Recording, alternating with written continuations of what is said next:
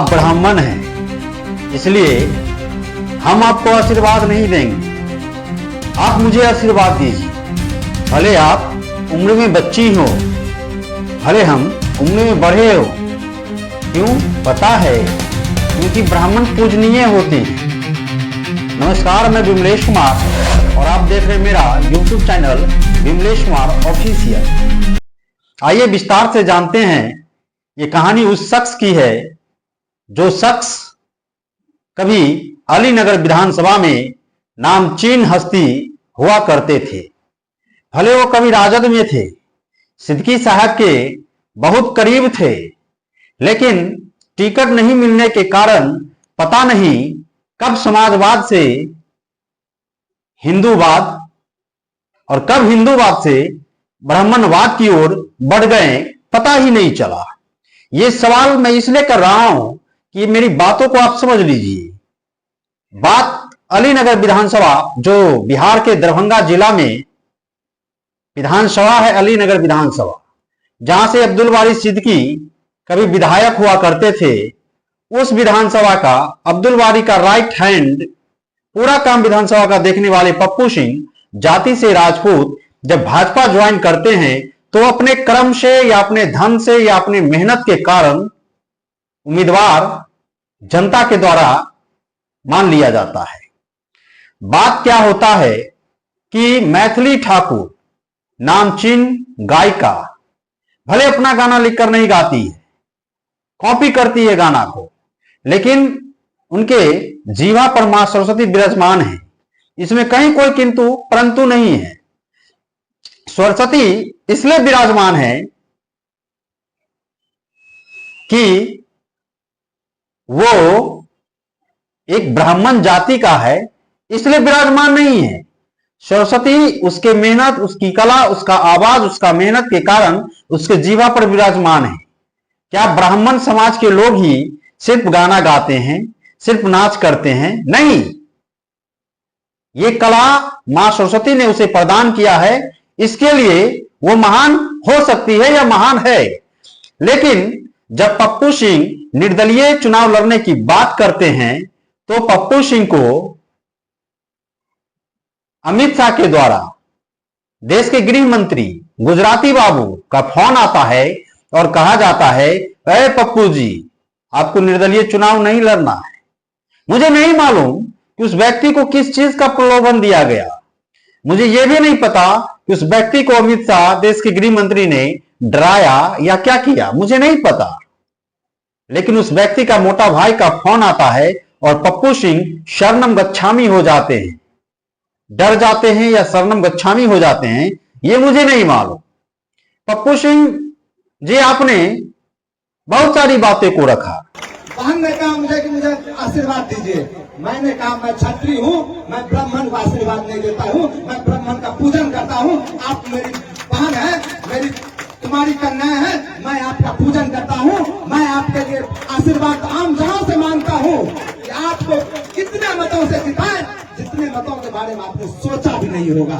पप्पू सिंह जी, आपने बहुत सारी बातें को रखा, अच्छा किया रखा, अच्छी बातें भी बोली आपने। लेकिन पप्पू सिंह जी, आपने एक बात जो बोला ना, जब वो मैथिली ठाकुर आपको ये बोली कि भैया मुझे आशीर्वाद दीजिए, तो आपको अपनी बहन को आशीर्वाद देना चाहिए। मंच पर दलित, पिछड़े समाज के लोग या उस सभा में दलित या पिछड़े समाज के लोगों को आप मंच में खड़ा होके ये भाषण देते हैं कि मैं क्षत्रिय हूं। क्षत्रिय मतलब राजपूत, और मैं क्षत्रिय होके बताइए ब्राह्मण को कैसे आशीर्वाद दे सकता है? अब ब्राह्मण को कैसे, भले ब्राह्मण इतनी छोटकी बच्चा क्यों ना हो, नंगा पुंटा, नाक में नेटा पेटा वाला बच्चा क्यों ना हो, लेकिन वो ब्राह्मण माई के कोख से पैदा लिया, तो आप उसे आशीर्वाद नहीं दे सकते। ये मनुवाद है, ये ब्राह्मणवाद है। आपने कहा ब्राह्मण पूजनीय होता। वाह पप्पू सिंह जी, आपने राजपूत के अस्तित्व को गिरवी रख दिया। ब्राह्मण पूजनीय होगा, ठीक है, लेकिन क्या एक ब्राह्मण मां के पेट से कुकाला बच्चा भी पैदा ले लेगा ब्राह्मण समाज का, तो आप उसे पूजनीय मान लीजिएगा क्या? आप उसे पूजनीय मान लीजिएगा क्या? हाँ, आप ये कहते ना पप्पू सिंह जी कि मैथिली ठाकुर तुम मेरी बहन हो, तुम मेरा बच्चा हो, तुम मां दुर्गा हो, मां भगवती हो, मां सरस्वती हो, तो मुझे अच्छा लगता। आपने कहा भी आप कुमारी कन्या हो, ये सब बातें ठीक था, लेकिन आपने जो एक शब्द बोला ना कि ब्राह्मण का हम पूजा करते हैं। बहन ने कहा मुझे कि मुझे आशीर्वाद दीजिए। मैंने कहा मैं क्षत्रिय हूँ, मैं ब्राह्मण को आशीर्वाद नहीं देता हूँ, मैं ब्राह्मण का पूजन करता हूँ। क्यों? ब्राह्मण अगर चोर चोट्टा होगा तो आप उसका पूजा कीजिएगा। अरे ब्राह्मण का मतलब ये नहीं होता है कि उस ब्राह्मण मां के पेट से पैदा लिया हो। ब्राह्मण का मतलब होता है कि उसके पास ज्ञान हो, वो ज्ञानी हो, आपसे उम्र दराज हो, या आपसे छोटी बच्ची, एक गाने वाली बालिका, एक बच्ची जिसका उम्र अभी 25 साल 2 महीना या 3 महीना मात्र हुआ है, और आप 50 साल का बूढ़ा आदमी, अर्ध व्यवस्था में जाने वाले आदमी, आपका उतना बड़ा बच्चा है और आप कहते हैं कि ब्राह्मण समाज पूजनीय है, आपके लिए आप उसको आशीर्वाद नहीं दे सकते। डर इतना डर गए मोटा भाई से एक क्षत्रिय होने के नाते।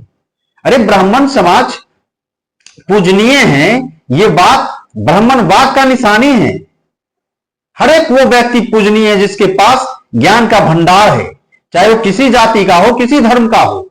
आपको पप्पू सिंह जी एक बात नहीं भूलना चाहिए था कि आपकी पत्नी हमारी भाभी, इसलिए भाभी क्योंकि मैंने अपने सगे भाई से ज्यादा आपसे मोहब्बत किया, सगे भाई से ज्यादा आपको प्यार किया, आप सगे भाई से ज्यादा आपका सम्मान किया, इसलिए वो मेरी भाभी है।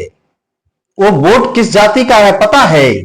वो वोट दलित समाज, पिछड़े समाज और संवर समाज, सभी जातियों का मिला के, सिर्फ ब्राह्मण का वोट नहीं मिलता है आपको।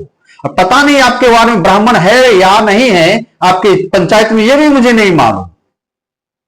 जहां से हमारी, जिस पंचायत से हमारी भौजी मुखिया है, लेकिन आपका ये सब उस बस्ती में, उस पंचायत में कि ब्राह्मण पूजनीय होता है, भले छोटा बच्ची हो, आपने तो सबको गिरवी रख दिया श्रीमान। आपसे हम ये उम्मीद नहीं करते थे और ये उम्मीद करना भी नहीं चाहिए, क्योंकि ब्राह्मणवाद से छुटकारा देने वाले लोग आज महान हैं। बताइए, आप फिर उस दलदल में ले जाना चाहते हैं इस समाज को। आप तो बड़ा दलित और पिछड़े की हितैषी वाला बात करते थे, आप दलित और पिछड़े समाज का हितैषी थे, लेकिन आपने कहा कि ब्राह्मणवाद का प्रेम कैसे जाग गया, मनुवाद का प्रेम कैसे जाग गया, पता नहीं चला। अरे भाई, ब्राह्मण समाज के लोग ठीक है, अच्छे लोग हैं, मित्र हो सकते हैं, हमारे परिवार का हिस्सा हो सकता है ब्राह्मण समाज का लोग, हमारा फैमिली फ्रेंड भी हो सकता है, हम एक थाली में खाने वाले लोग हैं ब्राह्मण समाज के साथ। लेकिन ब्राह्मण छोटी बच्ची है तो वो पूजनीय है, छोटा बच्चा है तो वो पूजनीय है, आप उनसे आशीर्वाद लीजिए। आप क्षत्रिय होकर आप ब्राह्मण को आशीर्वाद नहीं दे सकते हैं। धन्य है प्रभु आपका ज्ञान, पता नहीं क्या चीज खा के आप ज्ञान इतना वर्धन हो गया आपका। डरिए मत, आप क्षत्रिय हैं। अमित शाह मोटा भाई से डरिए मत भैया, आप क्षत्रिय हैं। लेकिन ये शब्द कि ब्राह्मण है, ब्राह्मण पूजनीय होता है, आप उसको आशीर्वाद नहीं दे सकते, ये तो मनुवाद की प्रकाष्ठा है, ये ब्राह्मणवाद की प्रकाष्ठा है। बाकी आप खुद समझदार हैं भैया। मेरी बातें बुरी लगी तो मुझे माफ करना, लेकिन बात कर भी है, लेकिन सच है। क्यों पता है? एक ब्राह्मण समाज का पंडित छोटा बच्चा घर पे पूजा करवाने आता है तो दलित पिछड़े के बाप को, दादा को कहता है रे फलनवा, रे ढकनवा, रे शब्द से संबोधित करता है। ये ब्राह्मण समाज की, ब्राह्मणवाद की, क्षमा कीजिएगा, प्रकाष्ठा है। आप वो प्रकाष्ठा की बात करते हैं, आप व्यक्तिगत बोल देते कि आप मानते हैं, कोई फर्क नहीं पड़ता। लेकिन आप क्षत्रिय समाज से है और आप ये बात बोल रहे हैं कि क्षत्रिय समाज का है, हम कैसे आशीर्वाद देंगे। ये अपने राजपूत के स्वाभिमान को भी गिरवी रखने का काम किया। आपने तो अपना राजनीतिक करियर चौपट कर लिया, लेकिन आपने स्वाभिमान को गिरवी रखने का काम किया। इस छोटे भाई की बातों को आप हमेशा जहन में रखिएगा, ध्यान में रखिएगा। इसी के साथ मुझे दीजिए इजाजत। जय हिंद, जय भारत, धन्यवाद।